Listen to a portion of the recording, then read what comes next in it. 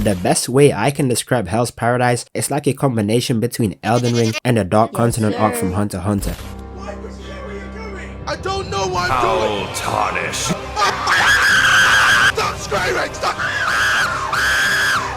Hell's Paradise has been criminally underrated and actually received unnecessary hate over the past year. I've seen almost no one talking about it, even though it's easily one of my favorite new gen anime. The animation is peak, the fights are S tier, and the plot is amazing. It's also made by Studio Mappa, so you already know they put their blood, sweat, and tears into this show, literally. But that's enough yapping for now. Let me get into the meat and potatoes and put you guys on some heat. The first episode starts off with our main character Gabimaru getting executed, but there's just one issue. This man is practically immortal. They tried beheading him, but his net game is too strong. They tried to burn him alive like a woman after being accused of witchcraft in the 1600s, but this man must have drunk an infinite fire res potion. And finally, they tried to use 2 bulls to rip him apart from the middle, just for the bulls to end up on the floor hitting the stanky leg. Now you're probably thinking, how would someone like Gabimaru even get captured in the first place? Well, to make a long story short, he used to be a top ninja assassin for his clan and was known as Gabimaru the Hollow because of how many buddies he racked up. Eventually, he was told to marry the daughter of the head of the clan, which he did, and he ended up falling in love with her on some Omni-Man timing and asked to leave the village. But this is one of them villages where no one leaves, so they captured him and sent him to get executed. So now he no longer has any interest in living, or so he says, because turns out he does actually want to live so that he can go see his wife again. The final method of execution is by the girl Asagiri. It be your own people. And for some reason, he gets so shook, he begins to retaliate, dodges the swing, steals this guy's sword, and they continue to go hit for hit. But right when things started to get interesting, Asagiri pulls out an official letter from the Shogun, where if Gabimaru retrieves this magical elixir, he'll be granted a pardon, which will allow him to see his wife again. Gabimaru turns into Benimaru and makes quick work of these bums. Fast forward and they pull up to their meeting with the Shogun, who basically tells us that the elixir of life is on an island where no human has ever returned from. Sounds familiar? They basically collected all the baddest and most evil inmates they could find and gave them the option to either take this side quest or get executed. Like, look at the crowd. I swear I've seen All For One and Yujiro in the lineup. The Rock wasn't feeling the side quest and said he'd rather go back to prison, so this guy just steps in and hits him with the Eren Jaeger. And wait, hold up, I know that ain't who I think it is. Renji? Nah bro, you really thought I wouldn't recognize you just because you fixed your hairline? Man, I really hope you can take some W's in this show. You won't like what I'm about to say, and I'm sorry. But I have to be honest with you.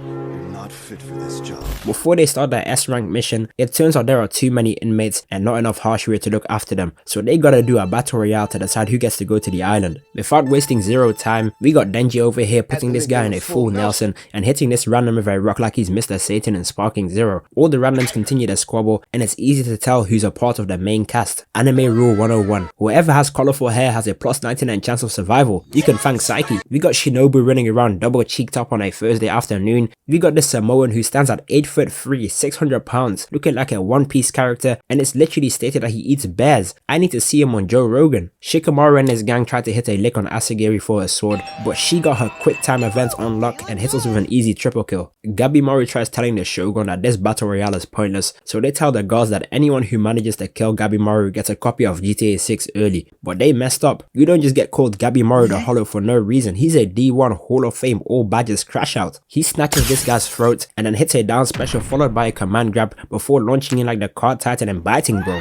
Damn! He springs up and speed blitzes these guys before jumping into the water, and the only question I got on my mind is, who do you guys think you are? You just saw this man control all delete 17 grown men, and you, with your shiny dome, truly believe that you are different? You are not one in a crowd. Play the footage. What are you doing? Let me box you, put you in the blender. What did I tell you? Gabimaru really turned bro into a Donut Clan member, and to finish it all off, he got a cold IG pic. I know he posted this one on the gram talking about some everything about me is hollow except my pockets. Fast forward and they make it to the island, and I gotta say, this island looks beautiful. Birds are singing, flowers blooming, it's kinda peaceful. Yeah, I kinda forgot that they released the most dangerous and ignorant prisoners in the whole country onto this small island. This was bound to happen, but remember, this is Gabimaru. A mere Baki character ain't gonna scare him. This man is basically a descendant of Tensen and is in love with using weapons. He tries to hit him with King Dedede's hammer, he tries to hit Gabimaru with a wrecking ball, and even tries to stab him with a spear. And this whole time, I thought Gabimaru was just playing defense, but turns out this man was retying his damn hands. Do you know how disrespectful this is? Imagine you're fighting a random person on the street and you think you're putting in the works, but the whole time he was just tying his shoelace. Gabimaru uses his spear and flings this armored titan 20 feet into the air, hits us with a full counter, stabbing him in the chest. He gets up and starts talking crazy. So I think we're about to see a squabble just for the camera to cut over to his lifeless body turned into doner kebab. This man is built different. The parole officer who was watching realizes Gabimaru is a threat and asks Asagiri if he should cut him down, but Gabimaru just suns him. Get the fuck out of here, little nigga. All the other inmates also been going crazy. This high school DxD character tried to get busy with her Asaemon, Luffy's uncle tried to get a free lick on Denji, and Renji. I should have known that no matter where you are, you are always gonna take an L. But damn bro, you could have at least survived past episode 3. Gabimaru, realizing he's been set up with a Sakura level Hashira, tries to sneak her and quickly send her back to the lobby, but even after summoning his inner Chris Breezy, he couldn't finish the job because of the love for his wife. He's basically getting on his 4th in timing. They end up becoming friends again, but not even 5 seconds later, they are standing face to face with a 6-armed giant fish. This is what I meant by the Elden Ring comparison. This seems like the type of nonsense Miyazaki would greenlight. Gabimaru puts in his Kakashi mask and locks in, runs towards SpongeBob's cousin and hits him with the everybody was kung fu fighting, obliterating his brain, but he gets command grabbed and slammed onto the floor. The fish starts spamming his grabs like he's Great Ape Vegeta and Sparking Zero, but by the time Gabimaru has recovered, all the other monsters in the area have come to surround them. Gabimaru ain't worried though and goes gear second, starts Bloodhound stepping towards the monsters and hits him with a prominence burn before soloing almost all the titans like Prime Levi Ackerman. His side piece is about to get murked, so he decides to save her even though his old self wouldn't let her get packed. That's when Kenpachi's younger brother, a Discord mod, and a white Yoririchi pull up asking to team up. Her freaky ass tries to seduce Gabimaru into teaming up, and I know a couple of you guys watching right now would have folded. Not Gabimaru though, he's loyal to his wife, I gotta respect it. The Sim squad drops some lore about the island and explains that there are some giant monsters that we saw earlier and a bunch of smaller monsters that give off poison that turns people into plants. The other inmates also went through similar experiences, having to fight a bunch of mini bosses. Denji and his brother are still alive, and Edward, Elric and Nagatoro are doing pretty decent too. But after joining forces, the other Hashira tries to tell Sagiri to pack her pots and pans and go home because she's a woman. Get back in the kitchen. No, it's 2024. Do you want to get cancelled on Twitter? So he literally goes to strike her down just to get his blade snatched, and to make it worse, Pickle from Baki is standing behind him and palm strikes bro so hard his entire lunch flew out of his stomach. Just from that hit alone, I can tell bro is a demon. He gotta have the handstand from JoJo's Part 4. I'm sick. There's no way he's a regular human. Gabimaru comes through and hits him with another everybody was kung fu fighting. I'll stop now. They get into their second boss battle and they are practically fighting Consort Radon. This man picks up a tree and throws it like it's a stick and continues to try and hit Gabimaru, who's vanish stepping and sonic swaying all the hits. Gabimaru is spamming all sorts of ninjutsu and hidden techniques, but this man has maxed out armament haki, so Sagiri locks in and cuts off his finger. They decide to team up and hit us with a JJK special. However, Big Mom's offspring begins crying and catches Gabimaru off guard. He tries to hit him with the follow-up, but that's when Sagiri shows us she's a true Hashira. She uses water breathing to parry the hits like a true Sekiro player. They need Roku Roda to drop his head so she can behead him, so Gabimaru uses Fireball Jutsu to set the forest on fire, which makes him drop to his knees, giving Sagiri a clear cut. Water breathing. First form. Kite special.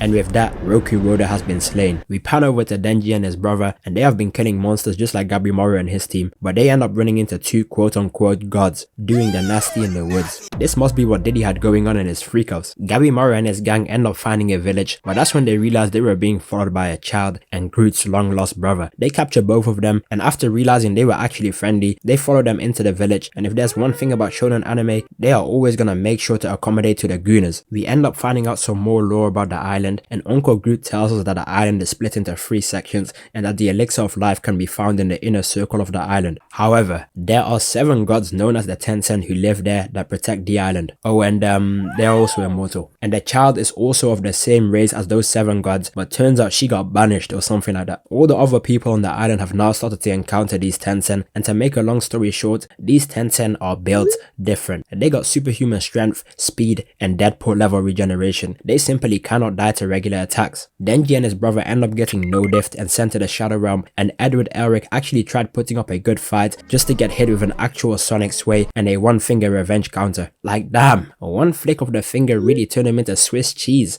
Don't show this to the YNs, they're gonna be talking about some I understand it now and add this to their arsenal. Gabimaru has decided that the others are holding him back and goes ahead on his own. He runs into the forest with a bunch of trees that look like the same trees from Luigi's Haunted Mansion, but before he's able to unlock a new part of the map, he gets thrown into another boss battle. Did you vote for Kamala Harris or Donald Trump? I voted for LeBron James.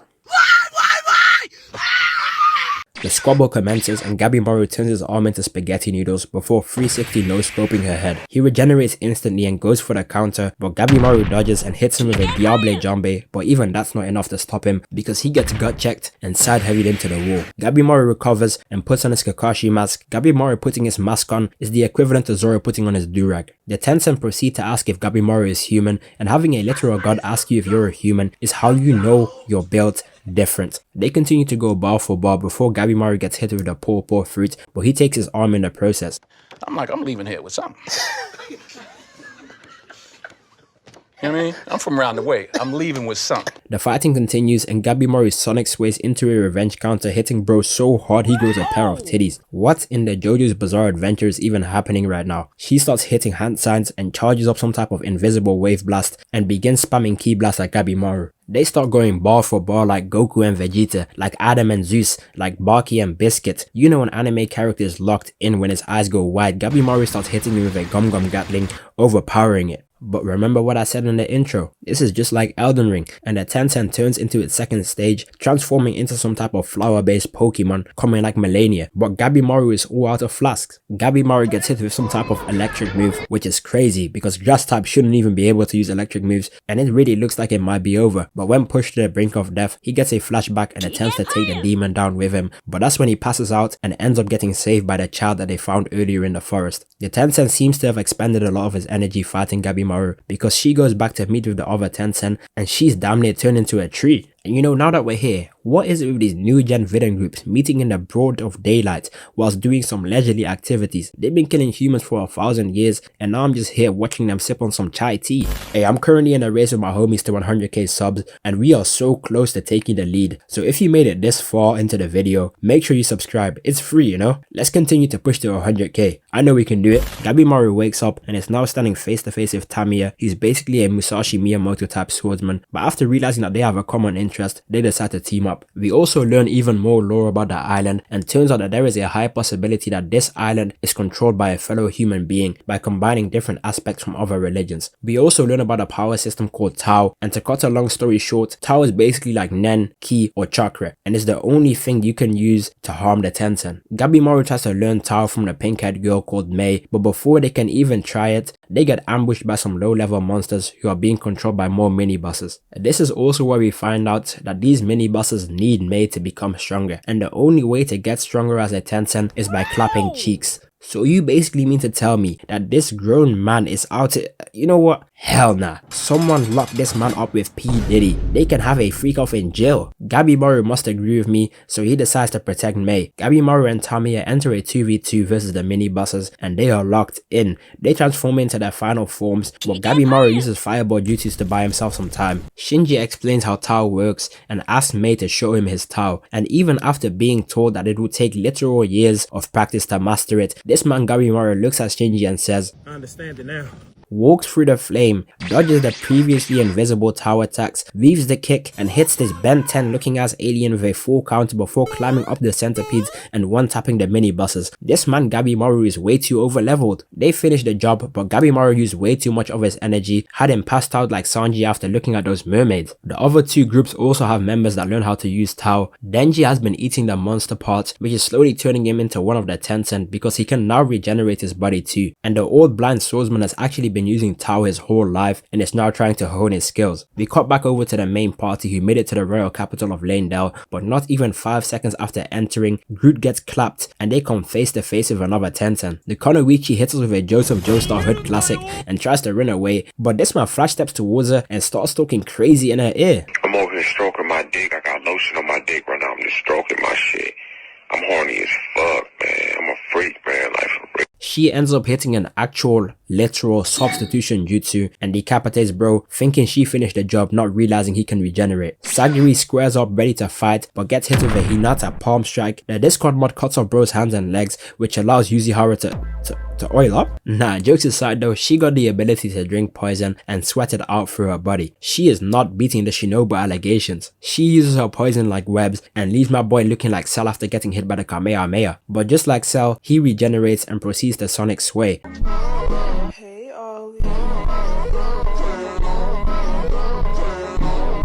Man, I swear everyone in this show got after image enabled. He grabs Yuzihara by her legs to hit the Discord mod away, but Sagiri decides enough is enough and locks in. Water breathing, third form, one sword style, and manages to cut him, and he's not able to heal. Turns out that Sagiri also has the ability to actually use Tao when she focuses. The Tensen uses some type of invisibility jutsu and goes to snatch Sagiri, but gets caught in Yuzihara's webs, so he uses some type of sonic boom. The Discord mod begins cooking and pulls out a British hood classic and uses roadman breathing, second form, why you're running bruv, before getting used as a human meat shield. Focus on yourself, king. These hoes ain't loyal. Sagiri is applying full court pressure and they manage to cut him down, leaving him on the floor looking like a chicken nugget. He begins levitating like Prime Gojo, transforms into a woman and uses... Oh, wait, hold up. I know that move. Is that the move that held down Cell for 5 hours?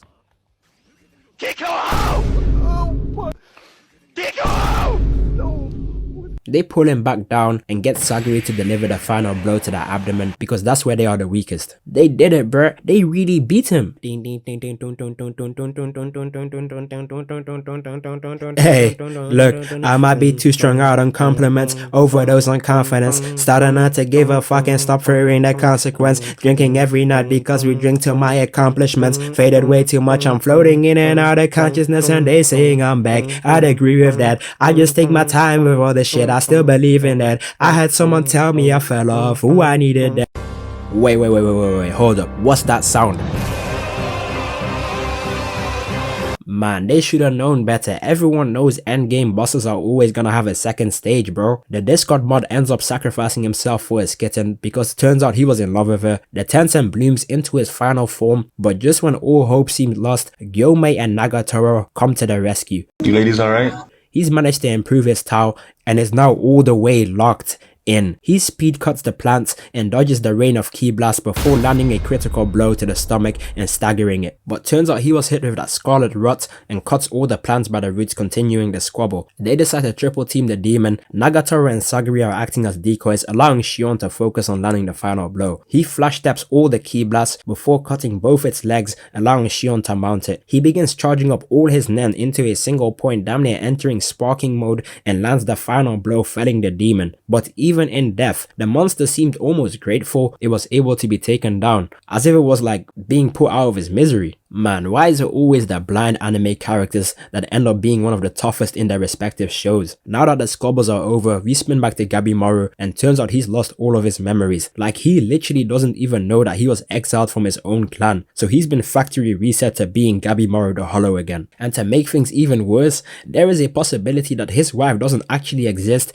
and that his village leader brainwashed Gabimaru in an attempt to control him. Nah bruh, this plot twist is crazy. This show season 1 has left me with so many unanswered questions. I genuinely think I'm going to have to read the manga. Like, what even are the Tensen? Who made this island? And what do they got going on in Gabimaru's village? So many questions, not enough answers. I need a season 2 right now. If you guys enjoyed the video, you can watch another one right here. I appreciate you guys for staying all the way to the end. Make sure to drop a sub so that I can hit a big 100k. And yeah, that's it from me. Peace. Oh, and make sure to follow my Instagram and tap in with the second channel.